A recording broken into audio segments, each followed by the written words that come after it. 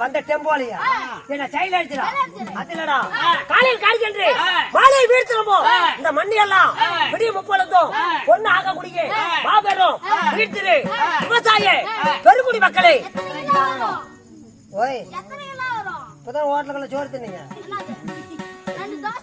அதே தான் இந்த வந்தீங்களா வராதீங்களே கூத்து பாக்கடா இந்த போட்டீங்களா போனாதீங்களே இப்படியா தானே பேசுவீங்களா நல்ல சாப்பாடு நல்ல ஏற்பாடு இந்த வயிற்று கட்டிகளே வயிற்று வராதுகளே எப்படா வயிற்று வருவோம் ஏய் துணி கொடுக்கும் 70 பாட்டிமார்களே நாட்கள் அங்க ஆயால பெருக்காதான் கிடைக்குமா